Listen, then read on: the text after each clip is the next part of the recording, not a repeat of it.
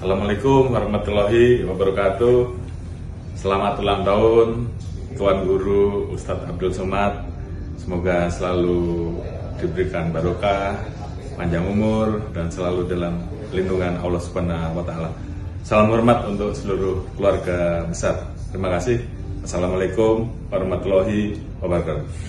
Pemenang Musabaqah Tilawatil Quran Kota Pekanbaru ternyata polisi asli. Itu tadi bukan ustadz yang pakai seragam polisi kan?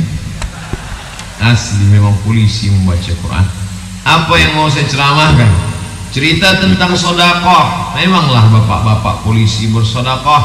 Suatu subuh ketika kajian subuh di Al-Falah, datanglah Pak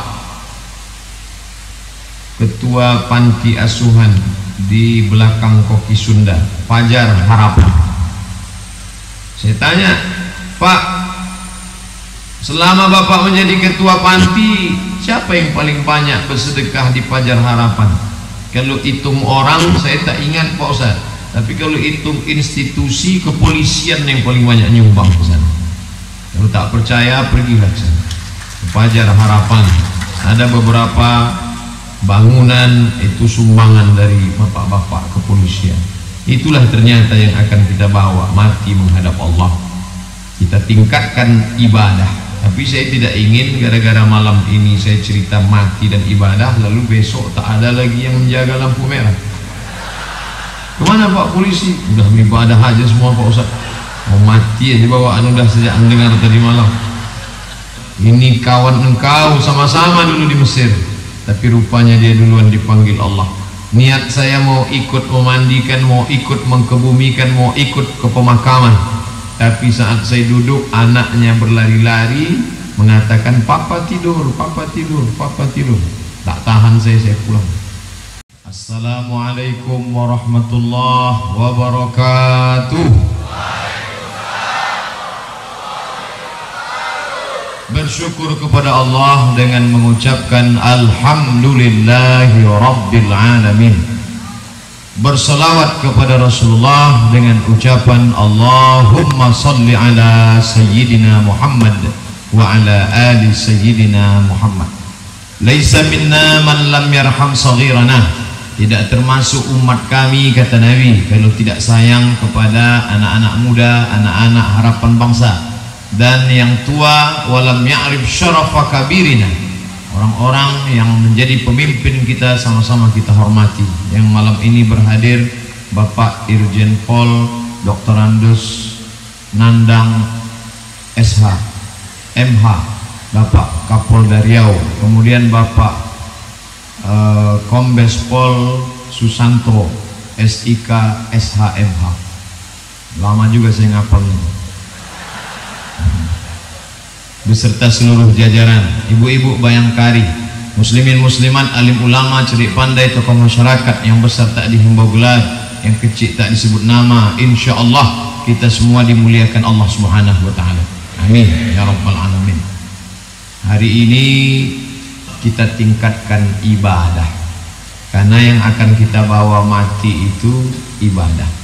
Walaupun TNI, Polri kalau meninggal dunia tetap dilepas secara resmi kenegaraan, ada didentungkan meriam, tapi tidak sampai ke dalam, di luar saja.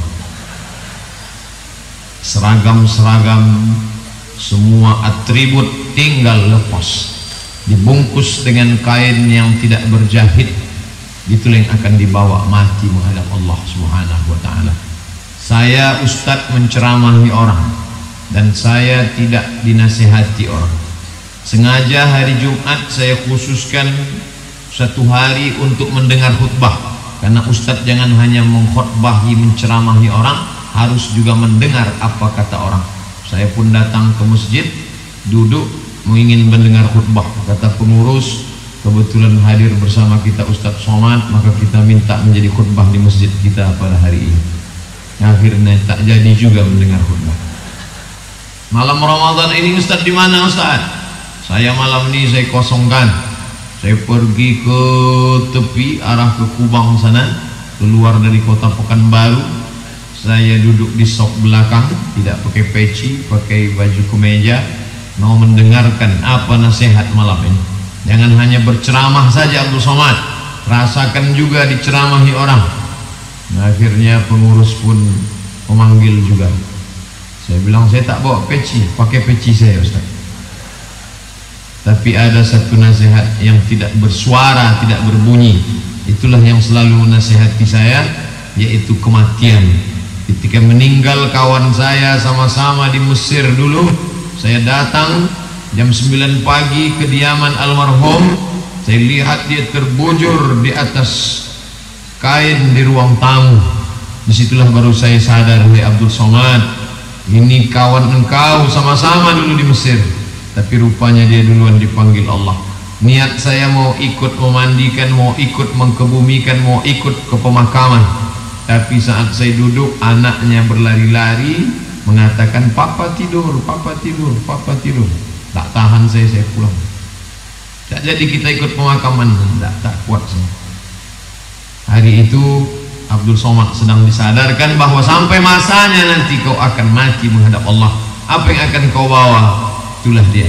Maka tema tajuk malam ini, Masya Allah, kita tingkatkan ibadah. Berbicara tentang ibadah di kepolisian itu sama dengan menggarami air laut, mengajar itik berenang. Apa yang mau diceramahkan di kepolisian? Ceramah tentang baca Quran. Kita sudah dengar sendiri bacaan Al-Quran Pak Polisi, luar biasa. Saya sangka tadi dipanggil kori naturalisasi, pemenang musabaqah tilawatil Quran Kota Pekanbaru. Ternyata polisi asli. Itu tadi bukan ustadz yang pakai seragam polisi kan? Asli memang polisi membaca Quran. Apa yang mau saya ceramahkan? Cerita tentang sedekah. Memanglah bapak-bapak polisi bersedekah. Suatu subuh ketika kajian subuh di Al-Falah, datanglah Pak Ketua Panti Asuhan di belakang Koki Sunda, Fajar Harapan. Saya tanya, Pak, selama Bapak menjadi ketua panti, siapa yang paling banyak bersedekah di Fajar Harapan? Kalau hitung orang saya tak ingat Pak Ustaz, tapi kalau hitung institusi kepolisian yang paling banyak nyumbang ke sana. Kalau tak percaya pergilah ke sana, ke Fajar Harapan. Ada beberapa bangunan itu sumbangan dari bapak-bapak kepolisian. Itulah ternyata yang akan kita bawa mati menghadap Allah. Kita tingkatkan ibadah. Tapi saya tidak ingin gara-gara malam ini saya cerita mati dan ibadah, lalu besok tak ada lagi yang menjaga lampu merah. Kemana Pak Polisi? Udah beribadah aja semua Pak Ustaz. Mau mati aja bawaan udah sejak mendengar tadi malam. Bukan itu maknanya. Etos kerja tetap, kualitas amal tetap. Mengingat mati tidak mengurangi etos kerja kehidupan. Makna ibadah tidak terbatas pada zikir, salat, baca Quran. Ibadah juga adalah ketika menertibkan lalu lintas. Berapa banyak dosen-dosen harus terlambat mengajar karena macet, tapi begitu bisa mereka ditertibkan lancar, maka sesungguhnya itu juga perbuatan bernilai ibadah. Makanya Allah Ta'ala berfirman, wa ma khalaqtul jinna wal insa, tidaklah kuciptakan jin dan manusia illa liya'budun, kecuali untuk beribadah. Kalau lagi hidup ini hanya untuk ibadah, salat, zakat, puasa, zikir, baca Quran, lalu bagaimana dengan mencari nafkah? Bagaimana makan? Bagaimana kerja? Bagaimana minum? Disitulah adil Allah. Allah Maha Adil. Engkau tidak beribadah, tapi aktivitasmu bernilai ibadah. Bapak-bapak yang menjaga ketertiban, ketentraman, lalu kemudian ditembak mati oleh pecandu pengedar narkoba, maka matinya mati syahid. Man mata duna malihi fahuwa syahid. Siapa yang mati membela hartanya, mati syahid. Kalau harta pribadi dia bela, mati syahid. Bagaimana dengan orang yang membela kehormatan bangsa, anak bangsa yang sakau, yang mati, yang rusak otaknya, terselamatkan dengan kerja keras, maka dia juga bagian dari ibadah. Oleh sebab itu pahamilah bahwa ibadah ini total kehidupan. Bapak-bapak yang bekerja pergi pagi pulang petang, dia langkahkan kaki, bismillah tawakkaltu 'ala Allah, la haula wala quwata illa billah. Saya diundang ke sekolah di Medan, sekolah yang amat sangat berkualitas, lengkap sampai ke universitas, sekolah tinggi, ada hotelnya, ada rumah sakitnya. Ketika kami makan, ada seorang bapak polisi tidak makan bersama kami. Dia lihat, matanya tajam ke saya, ngeri juga saya mau makan, dia tengok. Saya sapa dia, "Pak, makan." "Mohon maaf Pak Ustadz, sedang puasa sunnah." Masya Allah, saya yang selama ini berceramah, marilah puasa sunnah, rupanya Ustadz yang mengajak itu tak puasa. Bapak polisi sedang puasa. Jadi berapa banyak kita yang mengajak orang beramal, rupanya kita tak beramal. Loh, Ustadz kenapa tak puasa? Untung saya ada alasan, musafir. Dari Pekanbaru ke Medan 600 km. Bagi yang tak percaya, lihat tulisan di tabik gadang, 600 kilo. Mereka bekerja panas terik tapi tetap puasa, tidak mengurangi etos kerjanya. Sebelum pulang beliau hadiahkan, ada yang mau saya beri kepada Ustadz sebagai kenang-kenangan hadiah. Bungkus sampai ke Pekanbaru, saya buka, rupanya foto kami berdua, dicetaknya besar, ada saya simpan di rumah. Di rumah kita pajang gambar polisi, insya Allah. Ada niat-niat maling mencuri tak jadi. Tapi di kantor Polresta Pekanbaru saya lihat gambar saya pula ada di dalamnya. Masya Allah. Bapak Ibu yang dimuliakan Allah Subhanahu wa Ta'ala, man ahabba yubsatalahu fi rizqihi, siapa yang mau dilapangkan rezekinya, wa yunsa'alahu fi atharihi, mau dipanjangkan umurnya, falyasil rahimahu, hendaklah dia menyambung tali silaturahim. Al insanu a'da'u ma jahilu, manusia akan memusuhi siapa saja yang tak dia kenal. Saya kalau tidak kenal dengan polisi, saya akan memusuhi polisi. Polisi kalau tidak kenal dengan ustadz, dia akan memusuhi ustadz. Tapi kalau kita sudah saling kenal, insya Allah hubungan kita akan baik. Tapi walaupun baik, razia kena juga. Karena ini tanggung jawab bukan kepada pribadi personal, tapi kepada negara, kepada Allah Subhanahu wa Ta'ala. Dan saya tidak pernah memanfaatkan saya sebagai ustadz sehingga minta keringanan, tak pernah. Saya mau cepat dalam suatu pengajian, lalu lewat mall SKA, terus mana mau buru-buru, saya mau belok, begitu belok langsung kena. Bapak tidak lihat ada tanda tadi? Tak nampak, saya bilang. Ada di situ. Apa tandanya? Gambar pancing kena kayu. Tak boleh mutar.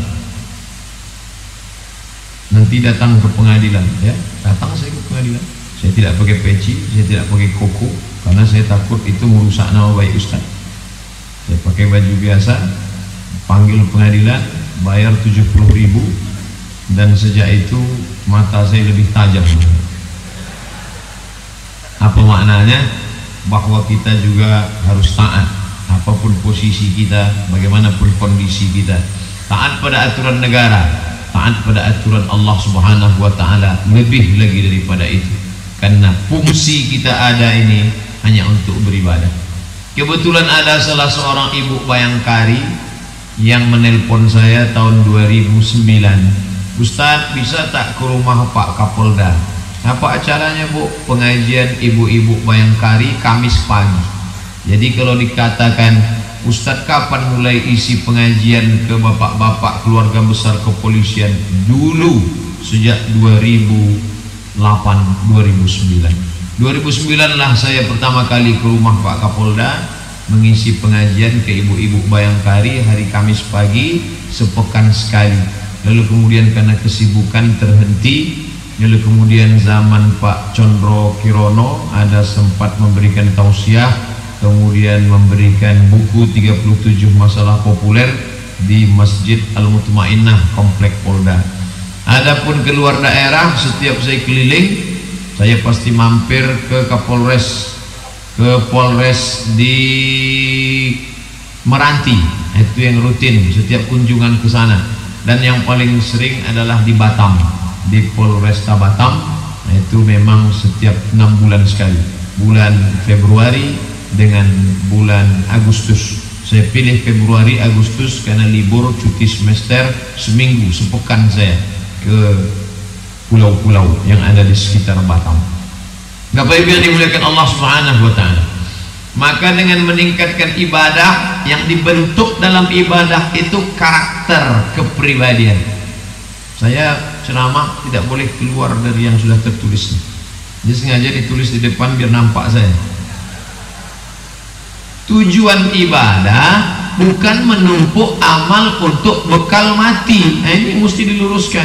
Banyak orang menganggap ibadah itu bekal untuk mati. Bukan. Ibadah itu membentuk karakter kepribadian, akhlak. Apa yang dibentuk dalam sholat? Disiplin. Disiplin dalam sholat on time.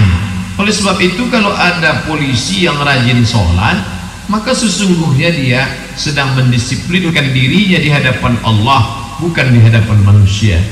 Sholat kalau sudah tepat waktu, tak ada, tidak boleh ditunda. Siapapun dia tetap azan.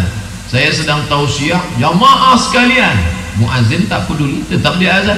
Allahu Akbar, Allahu Akbar. Saya yang mengalah, kok saya berhenti. On time, tepat waktu. Kalau sudah terbit matahari jam 6.20, maka tak ada lagi waktu untuk sholat subuh, habis waktu. Jadi kalau ada jamaah, saya sedang makan di salah satu rumah makan, datang jamaah, Ustaz Somad, saya sering betul dengar pengajian ceramah Ustaz di YouTube sampai jam 2, jam 3 malam, selalu sholat subuh terlambat. Nah, tak betul. Masa dengar pengajian sampai sholat subuh terlambat? Karena membentuk karakter kepribadian. Kalau sudah sampai saatnya, waktu habis, tenggelam syafaq ahmar merah di ufuk barat, gelap hitam, waktu maghrib sudah habis. Kecuali musafir bisa jamak qasar, jamak takdim, jamak takhir. Orang kalau sudah sholat ditanamkan takut dalam dirinya. Allahu Akbar. Apapun tak akan dia lakukan. Yang dia pandang hanya tempat sujudnya saja. Yang lain tak akan dia pandang. Belum pernah saya menengok orang sholat, menengok-nengok atap, menengok lampu, menengok kaligrafi. Tak ada. Tak akan dia pandang tempat sujudnya saja.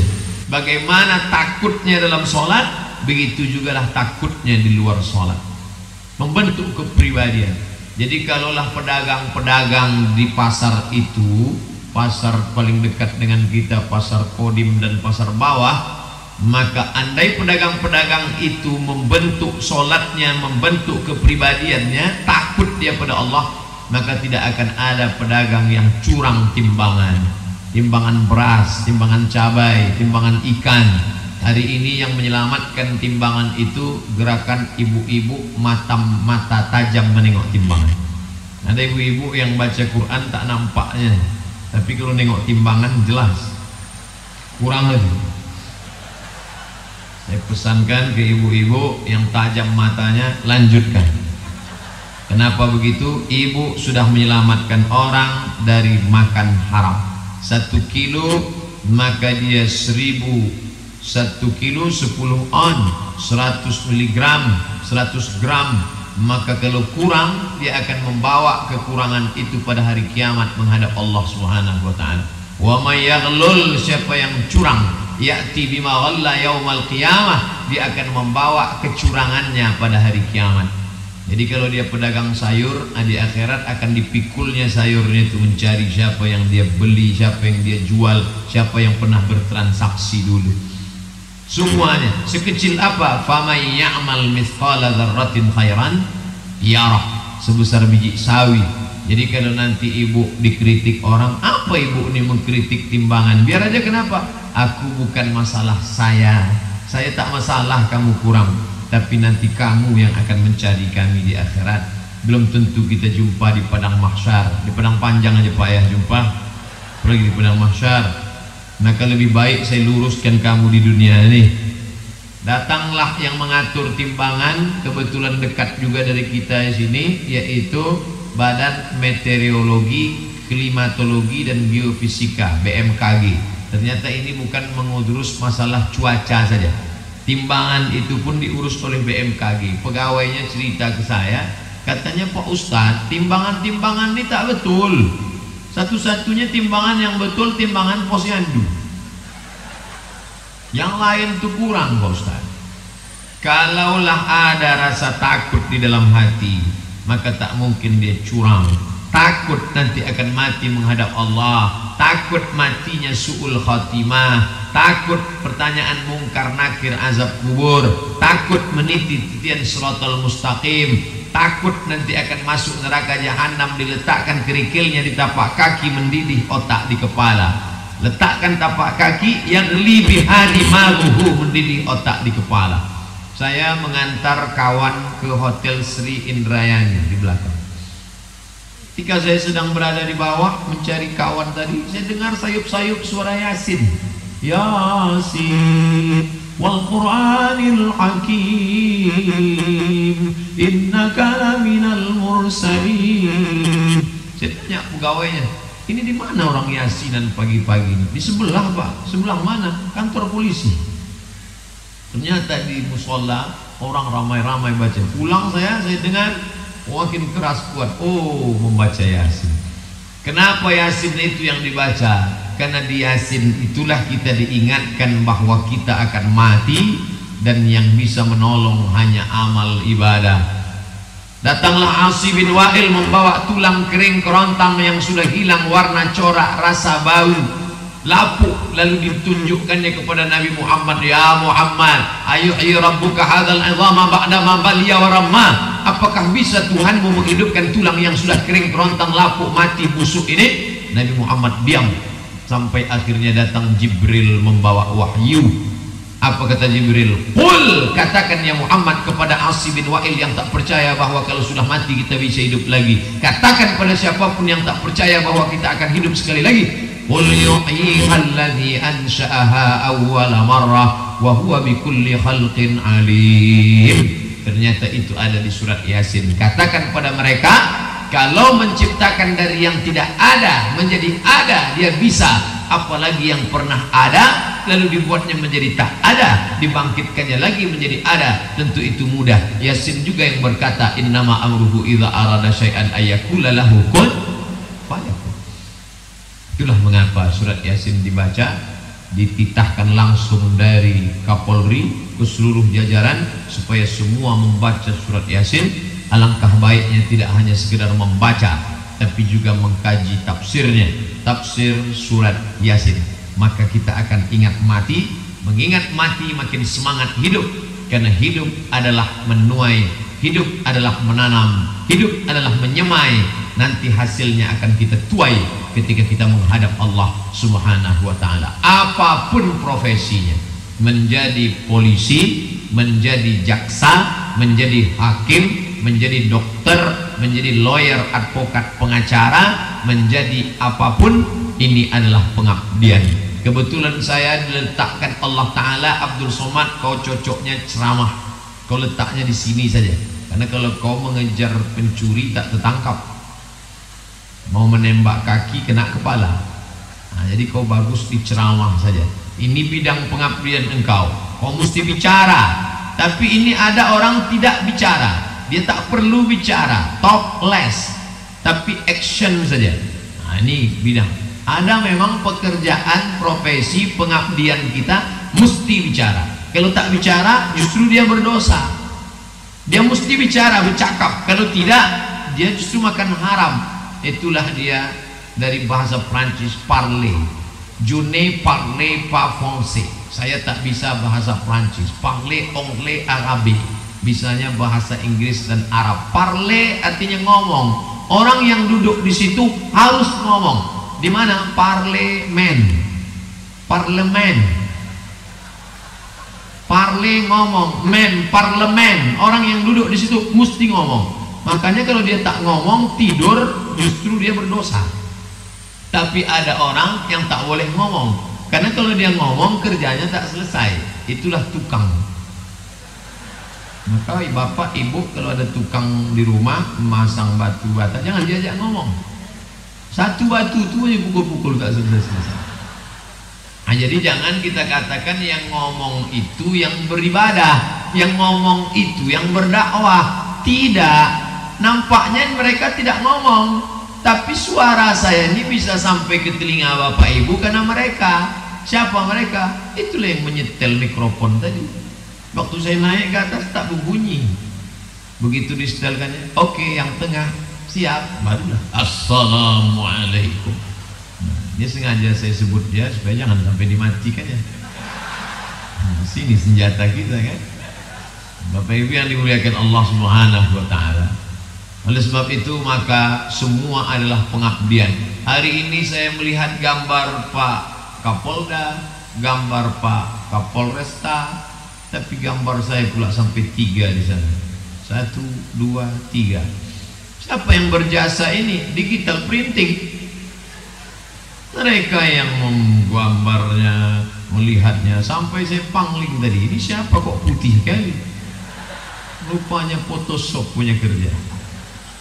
Bapak Ibu yang dimuliakan Allah SWT, jangan mengecilkan peran siapapun karena dia sedang beribadah dengan profesi pengabdiannya itu.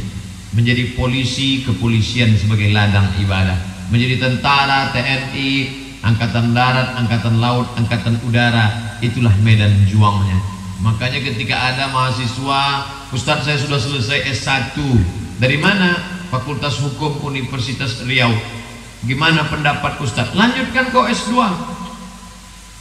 Ini hukumnya hukum Belanda Pak Ustadz. Loh, dengan hukum Belanda itulah engkau mengerti, lalu bisa kau bela orang-orang yang teraniaya.